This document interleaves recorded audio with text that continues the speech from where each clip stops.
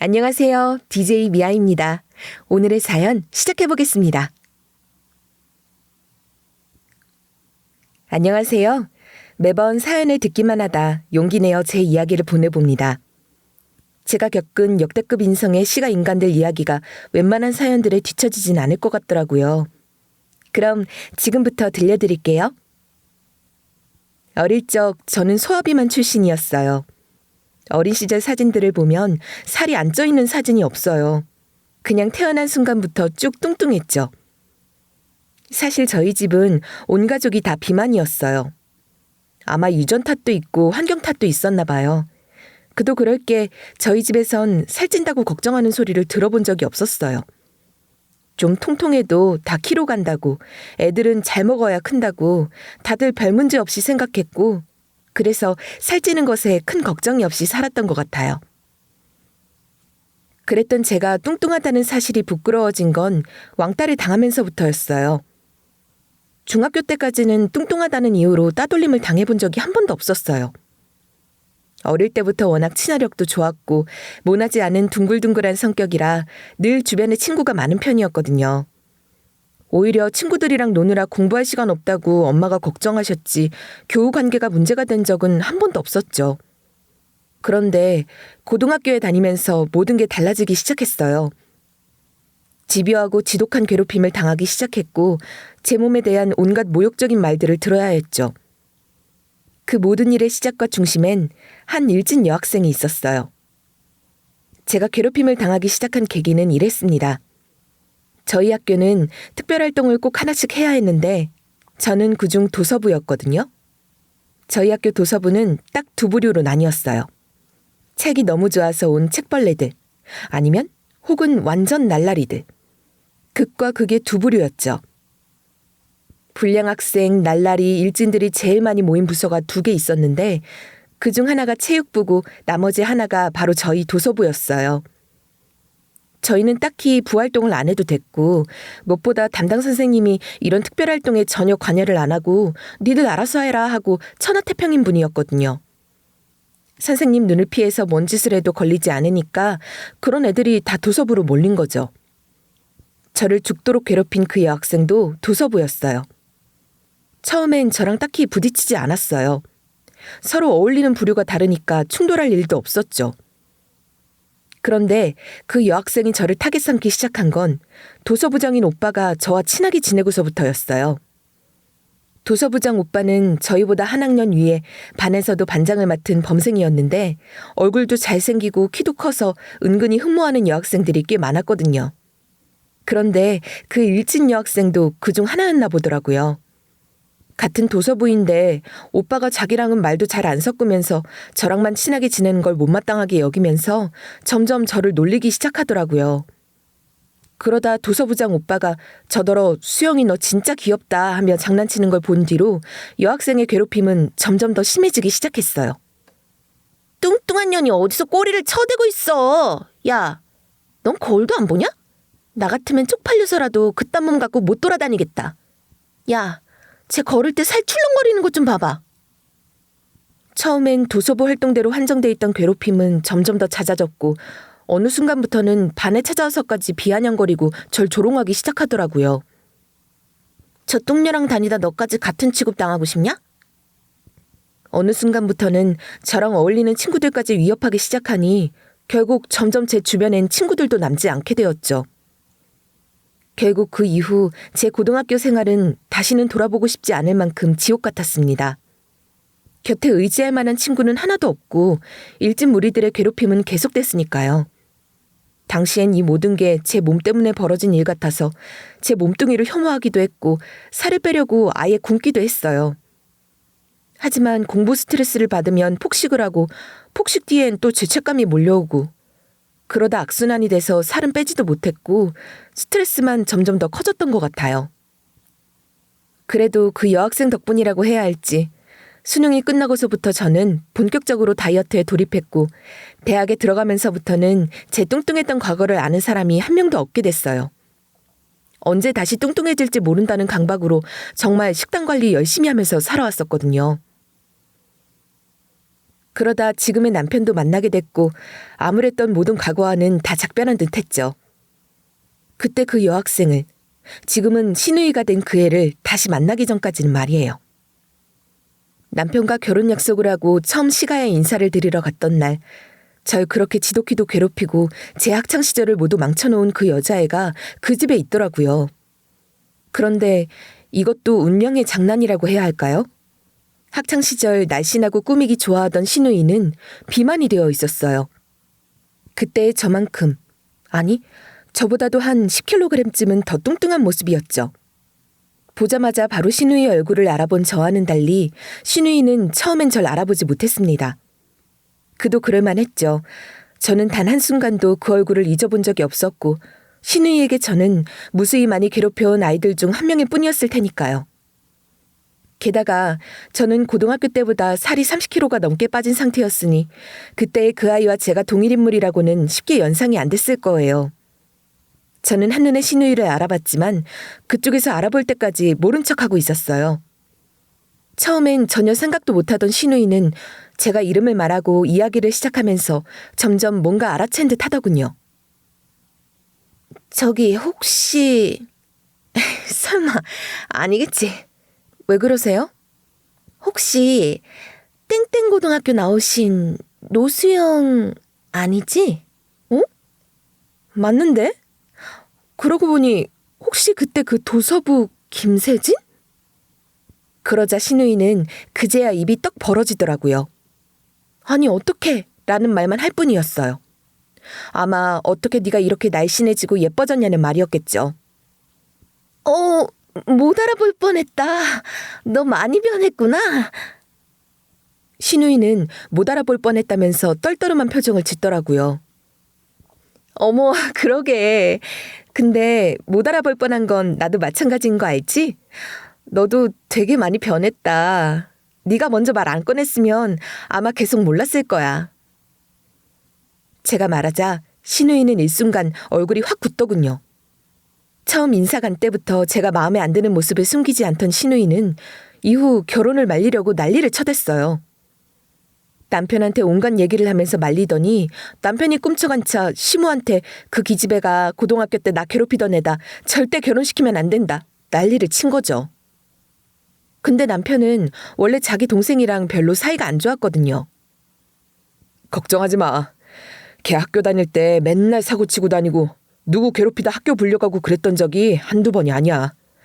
누가 봐도 내 동생이 가해자고 당신이 피해자인 거 확실해. 그러니까 그런 오해 때문이면 걱정할 거 하나도 없어. 시모는 시누이 말만 듣고 저를 탐탁지 않게 보는 눈초리였지만 남편은 자기가 다 알아서 하겠다며 절 안심시켰고 고민 끝에 저는 결혼을 강행하기로 했죠. 결혼해서 사는 건 결국 남편이랑 저랑 둘인데 남편이 제일 중요한 거 아니겠어요? 남편은 평소 저랑 너무 말도 잘 통하고 친구처럼 잘 맞는 사람이라 놓치고 싶지 않았거든요.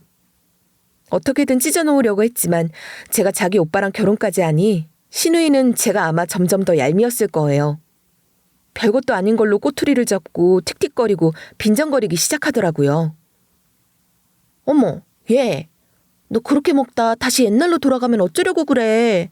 우리 오빠 살찐 여자 싫어해. 어릴 때부터 뚱뚱했던 애들은 그게 자기 몸무게라 자꾸 돌아가려고 한다던데 어쩌려고 그러니? 저만 보면 옛날 일들을 읊기 시작하면서 제 민망한 과거들을 소환하기도 했죠. 노수영 띰틀 사건이라고. 그 시기에 우리 학교 나온 애들은 모를 수가 없는 얘기가 있지.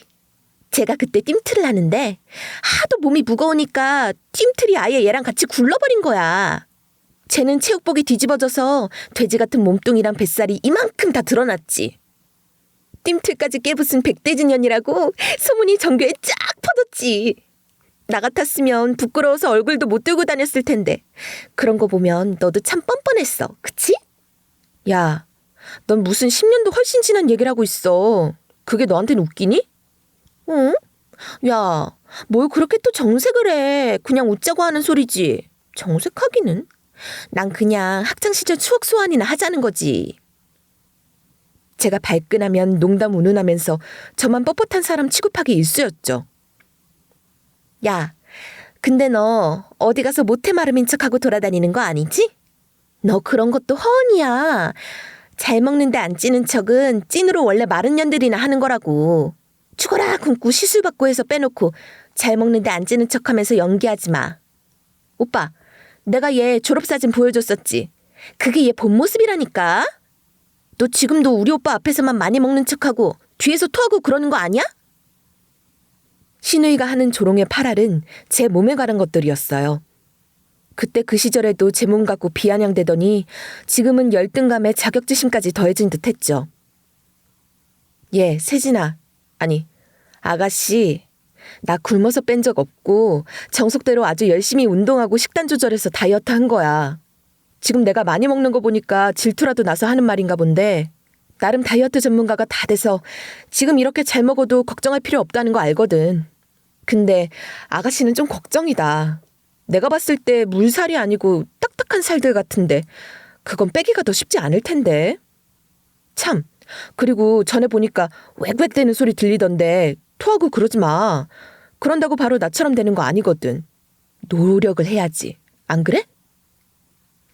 질투심에 몸부림치는 신우이의 전곡을 콕 찔러주자 더 파르르해서 날뛰고 시모한테까지 가서 쪼르르 이르더라고요. 엄마, 제가 나더러 뭘 했는지 알아? 그러면 시모는 또 저한테 와서 따지는 거죠. 너는 못 배워먹은 애도 아니고 그게 무슨 버릇이니? 아무리 고등학교 때 우리 세진이랑 사이가 안 좋았던 애라고 해도 내가 우리 아들 말 듣고 받아줬더니 그때 버릇을 못 버리고 어디서 함부로 굴고 있어? 덩달아 자기 딸하고 한편이 돼서 저한테 막말을 해대는 시모였죠. 그런 둘을 보면 물론 짜증이 날 때도 있었지만 한편으론 좀 웃기기도 했어요. 둘이서 잔뜩 흥분해서 저한테 해대는 꼴이 좀 꼬숩고 우스웠거든요. 저한테 그렇게 못할 말들을 해대더니 이제는 자기가 더 뚱뚱해진 꼴이 진짜 업보빔 제대로 받은 것 같아서 재밌기도 하고 시모까지 쌍으로 같이 흥분하는 모습이 재밌어서 솔직히 일부러 더 살살 약을 올리기도 했어요.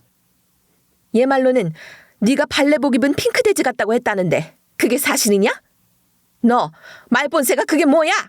어머, 저는 그런 뜻으로 한 건 아니고요, 어머니. 아가씨가 워낙 귀여워서 한 말이에요. 핑크돼지 귀엽잖아요. 어머, 기분 나빴다면 미안.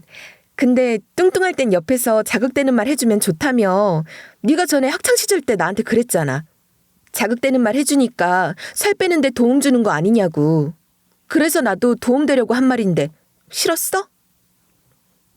그럼 신우이가 씩씩거리면서 표정이 불타는 모습이 어찌나 웃기던지 그 맛에 살살 약 올렸죠 뭐. 신우이와 시모의 합동공세 정도야 제가 그렇게 컨트롤할 수 있었고 저의 진짜 고민은 결혼 2년차가 돼가는데도 아이가 생기지 않는다는 사실이었어요. 사실 전 결혼 전부터 아이가 너무 갖고 싶었거든요. 오죽하면 결혼은 안 해도 애는 꼭 낳고 싶다는 말까지 했을 정도였죠. 근데 애가 도통 안 생기는 거예요. 사실 그럴 만하긴 했어요. 일단 저희는 거의 주말 부부에 가까운 생활을 했었거든요. 저는 회사 일로 야근이 워낙 잦아서 평일엔 회사에서 가까운 친정으로 퇴근할 때가 많았죠. 그리고 뭐 하늘을 봐야 별을 딴다고 어쩌다 기회가 생겨도 남편이 협조를 잘 안 해주는 거예요.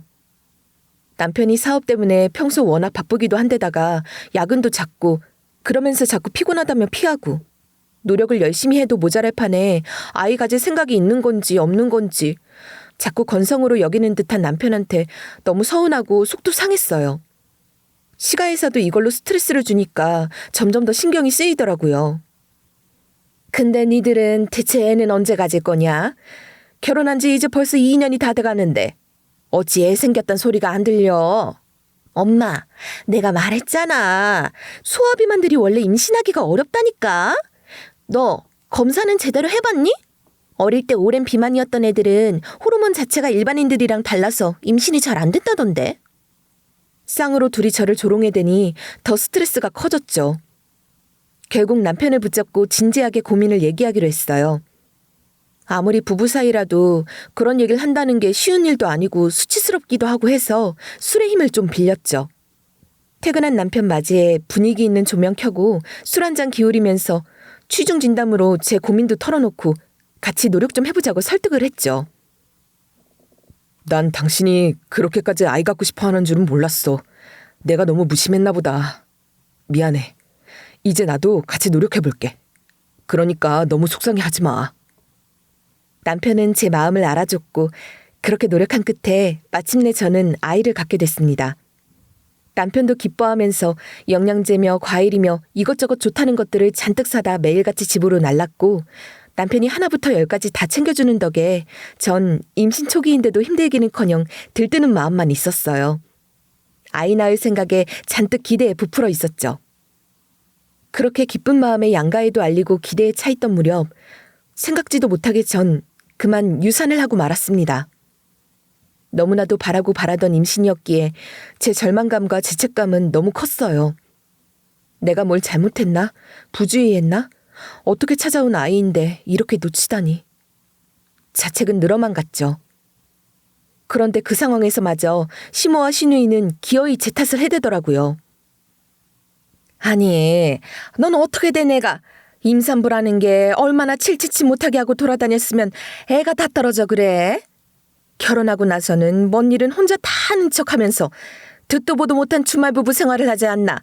뭐 하나 도통 마음에 드는 게 없다가 그래도 임신했다 그래서 처음으로 예쁜 짓 한번 하는구나 했더니 아휴, 이게 뭐니? 내가 그랬잖아, 엄마. 소아 비만이었던 애들은 원래 임신도 잘 안 되고 임신해도 유산할 확률도 크다고 내가 어디서 본 것 같다니까. 그래서 내가 처음부터 반대를 했던 건데 말이야. 그러게 내 말 듣고 그때 딱 잘라 결혼 반대했었어야지. 엄마가 너무 물러 터져가지고 오빠 말에 그냥 대충 넘어가고 이러니까 이 사단이 생기는 거 아니야. 그동안은 그냥 코믹한 꼬장 보는 느낌으로 대충 맞받아 쳐주면서 지냈는데 유산한 저한테까지 찾아와서 이 난리를 쳐대는 걸 보니 더는 웃음이 안 나더라고요. 악에 받쳐 저도 갚아줬죠. 야, 너는 지금 그 몸을 갖고도 나한테 아직도 몸 얘기를 하고 싶니? 거울을 보고 너 자신한테나 말해봐. 너 그때 나더러 뚱년이 굴러다니니 어쩌니 해대더니 지금 네 꼴을 봐라. 네가 그때 나한테 했던 말 그대로 네가 가져가면 될 것 같은데. 그리고 뚱뚱했던 것 때문에 임신이 안 될 것 같으면 제일 임신 안 되는 게 바로 지금 네 상태 아닐까? 그러자 신우이는 또 발끈하더군요. 나는 너랑 다르지. 내 말은 소아비만 얘기야, 소아비만. 나는 지금 좀 급진 거라 급 빼면 되는 거고 너는 아예 태생부터가 돼지였잖아. 급진 거 같은 소리 하고 있네. 너 이미 그 상태 된 지 10년도 더 넘었다며. 그게 무슨 급진 거야. 그냥 그게 네 몸인 거지. 신우이와 제가 언성을 높이자 시모는 제 탓만 했죠. 그래도 애 떨어지고 했대서 위로라도 해주려고 왔더니 아주 기운이 넘치는구나. 지 신우이한테 너너거려가면서 말하는 뻔세하고는. 예, 세진아, 가자. 이런 것도 며느리라고. 위로하겠다고 복숭아를 사들고 온 내가 미친년이지. 내가 미친년이야. 쥐들이 대체 언제 나를 위로했다고 그러는지. 초대도 안 했는데 찾아와서는 제 속만 미친 듯이 뒤집어 놓고 돌아간 둘이었습니다. 아이도 잃고 신우이랑 시모도 못 살게 굴고 남편과 사이도 점점 서먹해져 갔고 결혼 생활은 점점 제게 의미가 없어져 갔어요. 그리고 어느새 남편과 저는 그냥 딱 서로 할 도리만 하는 사이가 됐어요. 서로 뭘 하든 관여도 않고 각자 알아서 살았죠. 왜 이렇게 남처럼 지내게 된 건지는 뒤에서 자세히 얘기할게요. 근데 익숙해지니까 그게 오히려 더 편하더라고요. 원래 결혼하고 애 낳고 그러고 나면 남편 눈치 보이고 시간 눈치 보이고 육아 때문에 힘들고 해서 친구들 한번 만나기도 어렵잖아요. 근데 저는 결혼 전처럼 친구들도 자주 만났고 여행 얘기 나오면 남편한테 의견 구할 필요도 없이 그냥 같이 여행도 다녀올 수 있으니 자유로웠어요. 물론 저도 남편이 뭐라고 다니든 신경 안 썼고요. 그냥 각자 알아서 잘 지내면서 양가 부모님 생신이나 행사 같은 챙길 것들만 적당히 챙기면서 살았죠. 그렇게 지내던 어느 날 시모랑 신우이가 저희 집에 찾아온 거예요. 그동안 남편이랑 거리두기하고 지낸 뒤로는 명절 빼곤 시가도 안 갔고 연락도 잘 안 하고 지냈었거든요. 시가에서도 제가 유산했을 때 난리친 뒤로 한 번도 집에 찾아온 적도 없었으니까 정말 오랜만에 온 거였죠. 전혀 초대되지 않은 달갑지 않은 손님들이었고요. 말도 없이 어쩐 일이세요? 왜 왔니? 제가 떨떠름하게 묻자 신우이 말이 자기가 임신을 했다는 거예요. 실은 내가 임신을 했거든. 알려줄 말이 있어서 왔어? 아니, 그러건 말건 노관심인데 뭐 어쩌란 거지 싶었죠. 그래서? 그게 나랑 무슨 상관인데? 뭐? 그래서라니. 너 지금 나 임신한 것 같고 질투하는 거니?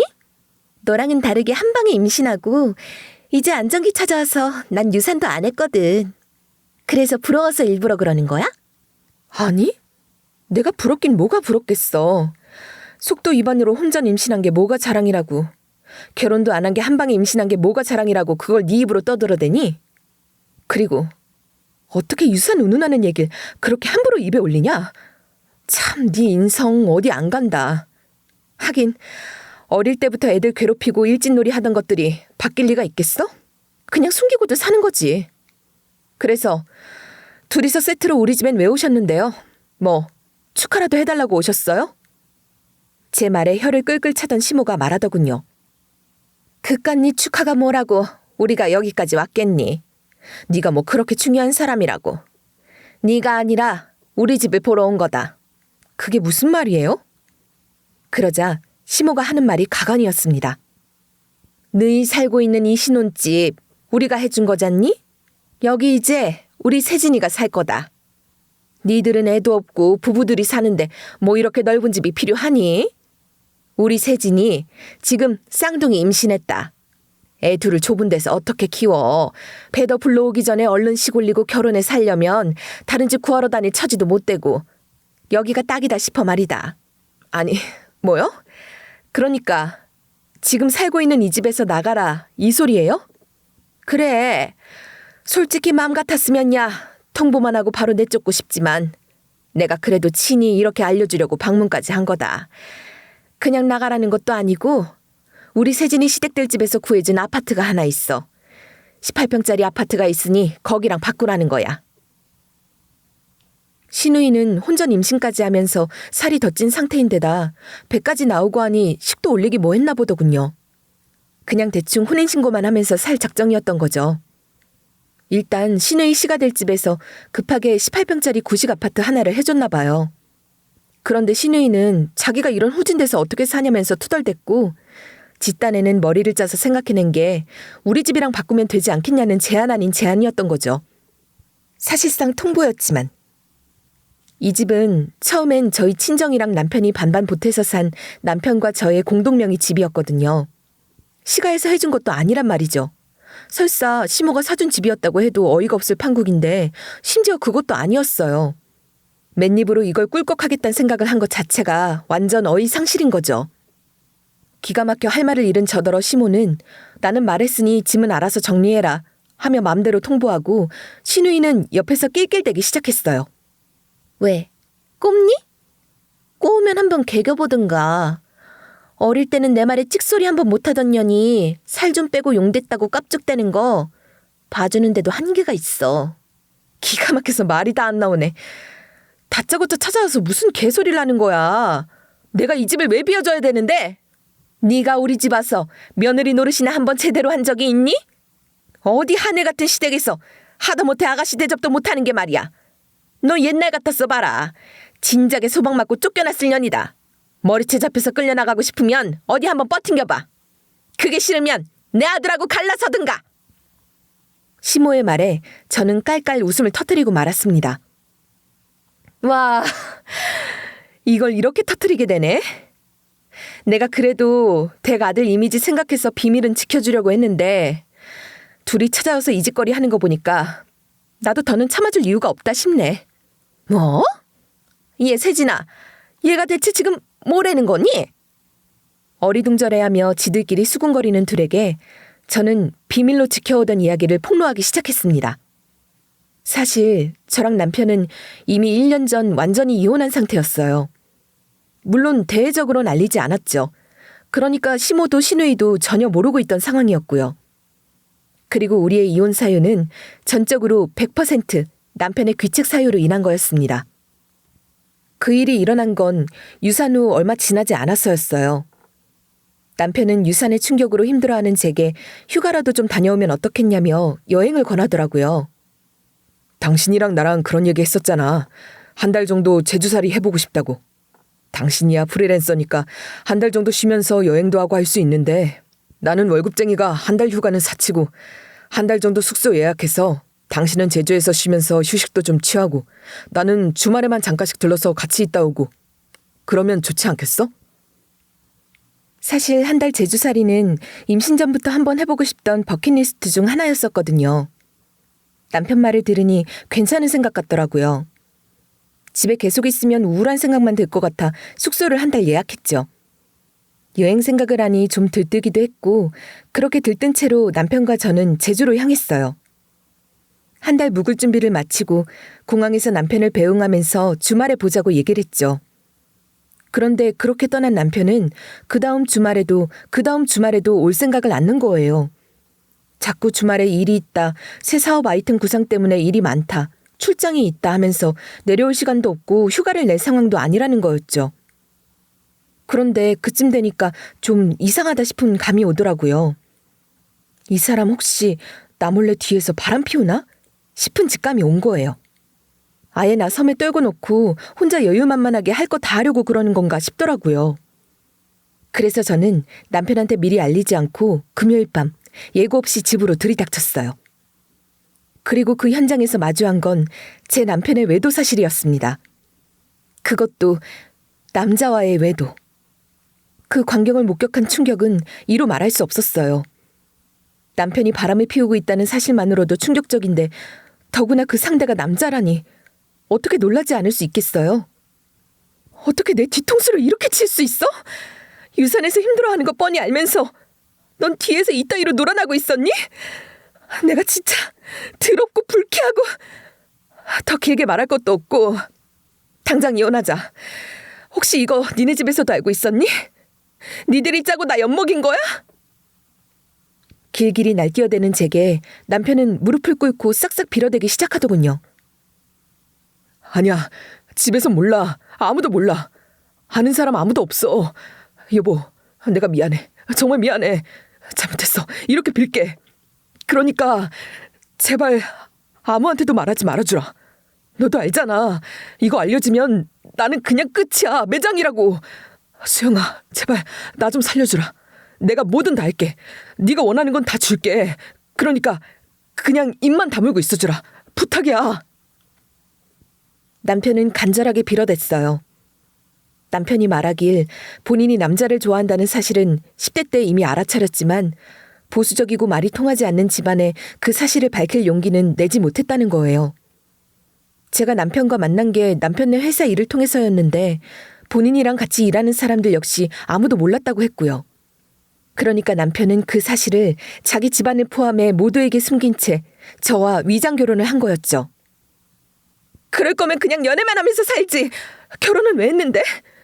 네 취향이 어떻건데 알 바 아닌데 왜 속이고 나랑 결혼을 했냐고. 무슨 이따위 짓을 할 수가 있어. 네가 사람이야? 그러자 남편은 나이가 어느 정도 차기 시작하자 집에서 결혼을 부추기 시작했고 선을 보라는 얘기도 질리도록 들었다고 하더군요. 사업을 하다 보니 돈도 좀 있고 인물도 그만하면 못나진 않았는데 대체 결혼을 왜 못하냐며 주변에서도 소개팅 주선이 많이 들어오고 왜 연애 안 하냔 말도 많이 듣다 보니 지긋지긋했다는 거죠. 사실대로 밝힐 수도 없는데 자꾸 소개팅은 들어오고 거절하기 힘든 상사의 주선이라 마지못해 나가는 것도 고통스럽고 그러다 위장 결혼하는 남자놈들이 종종 있단 소리를 듣게 됐다는 거예요. 저랑 남편은 일적으로 같이 협업하면서 종종 만났었고 친구처럼 편하고 잘 통하는 편이었거든요. 그런 저를 자기 비밀을 감춰줄 타겟으로 선택했던 거죠. 게다가 결혼해서도 거의 주말 부부처럼 지내야 한다니 얼마나 딱이었겠어요. 저는 광분했습니다. 그딴 게 변명이 된다고 생각해? 이거 고속감인 건 알지? 나 절대 그냥 못 넘어가. 나 너 무슨 제목이든 고소할 거고 이거 만천하에 퍼뜨릴 거야. 잔뜩 흥분해 날뛰는 저를 남편이 막아서며 빌어대더라고요. 이 집도 너 주고 차도 줄게. 원하면 돈도 얼마든지 줄게. 그러니까 제발 비밀로 해줘. 그리고 당분간은 부부 사이인 것처럼 해주라. 이혼하고 좀 지나서 좀 정리되면 그때 말씀드리자. 그러니까 당분간만 부탁해. 제발. 이렇게 부탁할게. 당시엔 저도 너무 흥분을 한 상태라 그런 사실을 숨기고 나와 결혼한 남편이 너무 괘씸했고 화도 났지만 그렇다고 그 사실을 폭로할 생각은 없었어요. 그냥 화가 나니까 무슨 말이든 막 한 거죠. 남편은 손이 발이 되게 제게 빌어댔고 남편의 설득 끝에 저희는 이혼을 하게 됐습니다. 남편 말대로 저는 이 집 명의를 제 명의로 바꿨고 위자료도 받았죠. 대신 시가에는 그 사실을 비밀로 유지하고 지냈던 거고요. 전 남편은 집에서 나가 산 지 오래였어요.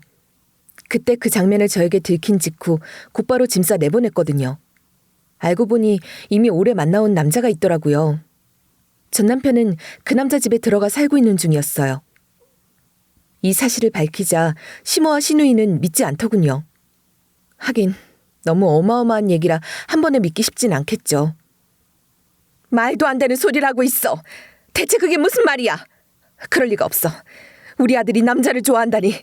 그럴 리가 없다고. 현실을 부정하는 시모 앞에 제가 이혼장을 내밀었어요. 전적으로 그쪽 아들 사유고 이혼 완료했다고. 그리고 이 집은 완전히 내 거고. 뭐 집 문서라도 보여줘요? 시모와 시누이는 충격에 휩싸였고 특히 시모는 거의 정신을 못 차릴 지경이 됐더라고요. 하긴 앞뒤 꽉 막힌 양반이 전혀 모르고 살던 자기 아들의 비밀을 모두 알게 됐으니 제정신일 리가 없겠죠. 근데 충격을 받았던 말든 그건 지 사정이고 여긴 저희 집이잖아요. 야, 니네 엄마 챙겨서 빨리 나가. 좀 이따 내 남자친구 오기로 했거든? 우리 집엔 처음 초대한 건데 자기 여자친구 전 남편 가족들이 와 있으면 기분이 좋겠니? 아이고, 야, 니네 엄마 아주 숨 넘어가겠다. 데리고 빨리 나가서 청심환이라도 하나 사 먹여라. 뭐? 너 아무리 그래도 어떻게 그런 말을 하니? 그래도 한때는 우리 엄마가 네 시어머니였어. 물이라도 한 잔 떠오고 진정이라도 시키지 못할 망정. 지들이 한 짓은 생각도 않고 제 말버릇 운운하는 시누이가 어이가 없었죠. 그렇게 시누이와 내가 실랑이를 벌이고 있는데 약속 시간보다 조금 일찍 남자친구가 집에 도착한 거예요. 전 남자친구에게 문을 열어줬고 남자친구는 집 안으로 들어섰죠. 그리고 제 현재 남자친구를 본 시누이는 얼어붙고 말았습니다. 현우 오빠? 시누이는 남자친구를 한눈에 알아보더군요. 사실 제 현 남자친구는 시누이도 잘 아는 사람이었거든요. 다름 아닌 고등학생 시절 도서부장이었던 바로 그 오빠였죠. 현우 오빠 맞죠? 아니 그러니까 오빠가 지금 제 남자친구란 거예요? 아니 오빠가 어떻게 쟤 만나요? 쟤 이혼녀인 건 알아요? 쟤 옛날에 우리 학교 다니던 그 뚱녀 노수영이라는 건 아시는 거예요? 야, 네가 탈바꿈해서 속이고 만나는 거 아니야? 그때 그 뚱뚱한 모습 다 알면서 어떻게 만나? 네가 속인 거지, 그치? 오빠, 제 말이 맞죠? 쟤 그때 그 뚱녀예요. 낌틀 브레이커 노수영이요. 그 뚱뚱하던 기집애랑 연애를 왜 해요? 오빠 같은 사람이. 저 돼지년이 뭐가 좋다고. 전 시누이는 눈이 뒤집혀 제 남자친구를 붙잡고 개소리를 늘어놓았고 남자친구는 그런 그의 팔을 뿌리치며 한마디 했죠. 여기에 돼지는 너 하나뿐인 것 같은데? 그러자 상처 입은 듯 표정이 굳어지는 전 시누이. 남자친구는 말을 이어갔습니다. 세진이 너는 그때나 지금이나 참 변한 게 없구나. 과거가 뭐가 중요하니? 그리고 뚱뚱하면 또 뭐가 어때? 난 수영이 예전 모습도 좋았고 지금 모습도 좋아. 근데 넌 예나 지금이나 참 못났다. 네 몸 때문이 아니라 네 그 뒤틀리고 못난 그 마음 때문에 참 못났어. 남자친구의 냉정하고 차가운 말에 결국 전 시누이는 자기 엄마를 거칠게 잡아 끌며 밖으로 나가더군요. 사실 시누이는 지금의 제 남자친구를 오래 짝사랑했었고 저는 그 사실을 남자친구에게 들어 알고 있었죠.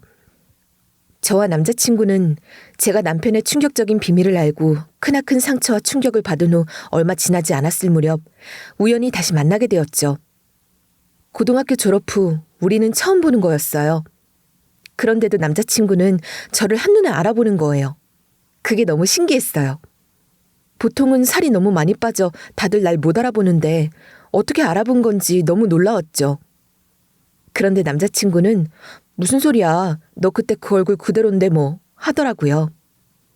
그렇게 오래전 저도 속으로 좀 좋아했었던 오빠를 만나게 되니 너무 들떴죠. 이후 저흰 연락처를 주고받았고 며칠 내내 연속으로 매일 만났어요. 그러다 저는 그에게 이런저런 살아온 이야기를 한 끝에 제 얘기를 모두 다 털어놓게 됐어요. 그 누구에게도 말하지 않았던 비밀이었는데 그에게는 뭔가에 홀린 듯 모든 걸 털어놓았고 남자친구는 그런 제게 나랑 연애하자 하며 고백을 해왔어요. 그렇게 연애를 시작하게 됐죠. 그리고 연애 후 알게 된 사실은 신우이가 오랫동안 제 남자친구를 쫓아다녀왔다는 사실이었어요. 너는 서울로 대학 가서 만날 기회가 없었는데 알잖아. 여기 작은 동네인 거. 난 우리 지역 대학에 갔으니 집에서 통학했었거든. 그러다 보니 세진이 그 애랑 자주 마주치게 됐지. 그리고 전 신우이, 그러니까 세진이는 제 남자친구에게 고백했다 3번이나 차였다고 하더라고요. 고등학교 때도 성인이 된 이후에도 그 애는 전혀 남자친구 스타일이 아니었대요. 당연한 얘기겠죠. 그런 못돼 처먹은 모습을 다 봤는데 어떻게 예쁘게 봐줄 수가 있겠어요. 남자친구에게 대차게 까인 뒤로 신우이는 울고불고 스트레스 받아 먹는 걸로 풀고 뭐 그러다 살도 찌고 지금 모습이 된 모양이더라고요. 그런데 반대로 저는 학창시절 모습은 온데간데 없이 날씬해졌고 자기가 그렇게 죽고 못 살던 남자와 연애까지 하고 있으니 얼마나 더 배알이 꼬였을지 안 봐도 눈에 훤했죠. 한편 제가 폭로한 뒤로 결국 전 남편은 자기 엄마에게 모든 걸 털어놓고 자기를 있는 그대로 받아달란 말을 했나 봐요. 엄마가 인정 안 해주면 그냥 연 끊고 살겠다고 한 모양이더라고요. 지 아들이 여자는 관심 없단 얘기를 듣고 나니까 이제야 내가 귀해진 건지 전 시모는 하루가 멀다 하고 저를 찾아와서는 사정을 해댔어요. 내 아들 좀 붙잡아다오. 네가 한 번만 걔 마음 좀 돌려봐라. 응? 너밖에는 아무도 없어. 정신 나가셨어요? 당신 아들이 여자는 관심 없다잖아. 제발 정신 좀 차리세요. 한 번만 여기 더 찾아왔다가는 경찰에 신고해서 아주 질질 끌려가게 해줄 테니까 찾아오기만 해봐요. 참다 못한 제가 전 시모를 결국 완전 쫓아버렸죠. 전 시모는 전 시모대로 그렇게 충격에 휩싸여 제정신이 아니었고 또 한편 전 시누이도 마찬가지였어요. 이쪽은 오히려 한 발 더 나갔죠. 제 남자친구를 보고 간 뒤로 전 시누이는 혼자 질투심에 몸부림을 치다가 아예 이성을 잃은 모양이었어요. 제 남자친구는 번호도 바꾼 지 한참 후였는데 어떻게 알아내는지 남자친구에게 꼬리치는 내용의 장문의 카톡을 보내온 거예요. 남자친구가 기겁을 하면서 나한테 보여주는데 내용이 아주 가관이었습니다. 무슨 그런 걸 꼬시는 말이라고 쓴 건지 정말 저질스럽더군요. 전 시누이에게 연락해 곧장 따지려다가 그럴 게 아니라 그냥 이거 그대로 전 시누이랑 결혼할 남자한테 보여주면 되겠구나 싶은 생각이 들더라고요. 전 시누이랑 결혼한다는 남자의 연락처는 모르지만 제가 전 시누이 SNS는 알았거든요. 거기서 결혼 준비하는 과정이랑 자기 남친 사진을 엄청 올려대더라고요. 그래서 거기 있는 전 시누이 예비 남편 계정을 타고 들어가 다이렉트 메시지로 카톡 캡처한 걸 바로 보내줬죠. 이건 프로필 사진으로 보나 말투로 보나 뭘로 보나 너무 전 시누이가 보낸 메시지 그 자체였거든요. 그 남자 입장에선 혼전 임신에 어거지로 하는 결혼이었나 봐요. 그런데 이렇게 결혼 직전 딴 남자한테 꼬리까지 친 여자랑 결혼을 하고 싶겠어요? 제가 보낸 카톡 내용을 자기 SNS에 올려 모두에게 보란 듯 박제를 냈고 결국 그걸 본 남자의 동생이 자기 부모님들한테도 알리고 집안이 발칵 뒤집힌 모양이었어요. 전 시누이가 저한테 연락해서는 미친 듯이 화를 내기 시작하더군요. 너 미쳤냐? 어떻게 그걸 내 남편 될 사람한테 보내니? 지금 이 사람이 애 낳고 나면 바로 갈라서 자는데 이걸 어쩔 거야? 내가 너 고소할 거야. 가만 안 둬. 뭐? 고소? 네가 날 뭘로 고소할 건데? 내가 한 거라곤 네가 보낸 메시지 네 애비 남편한테 캡처해 보내준 것밖에 없는데? 그거 남들 다 보라고 떡하니 공개적으로 올린 건 내가 아니라 네 애비 남편이잖아? 따질 거면 그놈한테 가서 따져. 만만한 나한테 지랄하지 말고. 그리고 제발 주제 파악 좀 해줄래? 네가 보낸 그 저질스러운 문자 읽다가 나 토 나올 뻔했다. 우리가 그래도 명색이 도서부 출신 아니니? 맞춤법하며 말투하며 아휴, 넌 아직도 어째 일진 고등 시절을 벗어나질 못했니? 내 남자친구가 그거 보더니 아주 기겁을 하더라. 세진아, 제발 수준에 맞는 남자를 좀 찾아. 현우 오빠는 그 시절에도 지금도 너 되게 극혐하거든? 그렇게 전화로 한바탕 퍼부은 후 며칠이 지났을까. 이번엔 신우이는 저를 찾아와서는 염치도 없게 빌어대기 시작했어요. 그거 다 거짓말이었고 조작한 거라고 해주면 안 될까? 내 남편 될 사람이랑 시가에 말 좀 잘해주라. 예정을 생각해서 수영아, 제발 부탁이야. 하지만 제가 그딴 거짓말에 장단을 왜 맞춰주겠어요. 그러게 잘 좀 살지 그랬어. 몸만 커지고 정신은 그때 그대로인 이 일진 날라리 무식한 기집애야. 그리고 뭐? 예정? 네가 일말의 양심이라도 있는 인간이면 그런 말은 말아야지. 예정을 생각? 기도 안 찬다. 나한테 네가 했던 짓들을 기억이나 해봐. 넌 아직 돌려받으려면 멀었으니까. 그렇게 전 신우이도 대차게 쫓아내버렸죠. 사실 이쯤 겪고 나니까 전 남편 일은 약과였다는 생각마저 들 정도였어요. 전 시모에 전 신우이까지 너무 말도 안 되는 집구석이라 전 남편도 오죽했으면 그랬겠나. 아주 약간의 동정심까지 들려고 하던 무렵 저는 역시 다 그 나물의 그 밥, 한 통 속의 쓰레기들이란 사실을 알게 됐습니다. 내 전 남편 역시 그 둘과 다름없는, 아니 그보다 더 악랄한 쓰레기였다는 사실을 말이죠. 제 현재 남자친구는 저희 지역에 있는 국립대 약대에 진학을 했었고 현재 약사로 일을 하고 있는 사람이었어요. 근데 남자친구가 집에 와서 영양제들을 보더니 제게 묻는 거예요. 이거 미프땡이네? 당신 대체 이건 왜 갖고 있는 거야? 아, 그거... 왜 그래? 전에 남편이 나 임신했을 때 먹으라고 사다 준 영양제야. 비록 유산을 해서 그 뒤로는 안 먹긴 했지만. 그러자 남자친구가 사색이 되는 거예요. 아니, 이걸 임신했을 때 먹었다고? 이거 유산시키는 약이야! 전 기겁하고 말았죠. 알고 보니 미프땡이란 그 약이 유산을 유발하는 약으로 아름아름 알려져 있나 봐요. 저는 오히려 아이가 너무 갖고 싶은 사람이라 그쪽에 대해선 아예 무지했으니 까맣게 모르고 있었지만 그때 당시 전 남편은 임신한 사람이 먹으면 좋은 영양제라며 저에게 그 약들을 비타민이며 보약이며 과일이며 이런저런 다른 것들과 함께 사다 줬었고 저는 아무 의심 없이 그것들을 받아 먹었었거든요. 겉으로 효과 성분 같은 게 전혀 적혀있지 않아서 몰랐는데 알고 보니 제 유산의 원인이 바로 그 약 때문이었다는 거잖아요. 거의 졸도할 만큼 충격적인 사실이었죠. 뒤늦게 이 사실을 알게 된 저는 곧장 전 남편에게 연락했어요. 그런데 전 남편은 처음엔 딱 잡아떼더라고요. 내가 너한테 이걸 줬다고? 난 기억이 안 나는데? 증거가 없다는 이유로 딱 잡아떼는데 이걸 대체 어떻게 입증할 수 있을지 모르겠는 거예요. 저는 분명히 기억하고 이놈도 분명히 알고 있거든요. 근데 둘만 있을 때 준 거라 도저히 증명할 방법이 없는 거예요. 그런데 전 남편이 내게 이걸 줬다는 사실을 아주 뜻밖의 사람이 증명을 해주고 나서게 됐어요. 그건 바로 전 남편의 남자친구였죠. 그 남자가 저한테 연락을 해왔을 때 전 당연히 당황스러웠어요. 솔직히 우리가 연락하고 지낼 그런 사이는 아니잖아요? 그런데 그 남자의 다음 말이 제 귀에 탁 걸린 거죠. 저 수영 씨, 잠시만요. 끊지 말고 들어주세요. 제가 그때 일도 있고 저로서도 좀 못할 짓을 한 거라 면목 없는 건 아는데요.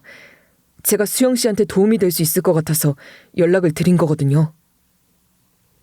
알고 보니 이 남자는 지금 제 전 남편에게 불같이 화가 나 있는 상태였어요. 둘은 이 남자의 아이디어로 같이 사업 아이템을 구상했고 오랜 시간 함께 준비를 해오고 있었는데 다른 업체에서 내 남편한테 사업 제안을 했더니 배신을 때리고 그쪽에다 아이디어를 팔아넘겼다는 거예요. 그러고 자기 혼자서만 스카웃돼서 가고 이 남자만 낙동강 오리알로 남은 거죠. 그래서 저는 지금 무슨 수를 써서라도 그 새끼한테 복수를 해야겠거든요. 얘가 뒤에서 숨어서 했던 각종 더러운 짓거리들을 제가 모조리 다 알고 있는데 그중 수영 씨한테 저지른 짓도 있어요. 그래서 그게 무슨 소리냐 했더니 글쎄 그때 전 남편이 미프땡이란 약을 산 루트를 자기가 안다는 거예요.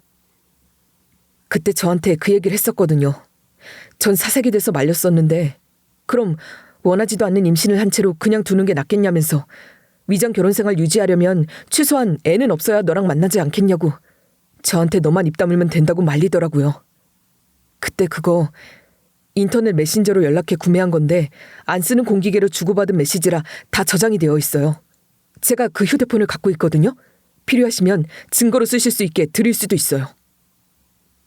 전 그 휴대폰을 전 남편의 전 남친으로부터 넘겨받았고 곧장 전 남편을 고소했습니다. 약에 적힌 일련 번호와 주문 번호를 대조한 끝에 동일 약품이라는 걸 증명을 해냈죠. 그렇게 너무 명백한 증거가 있으니 인정하지 않을 수 없는 상황이 됐고요.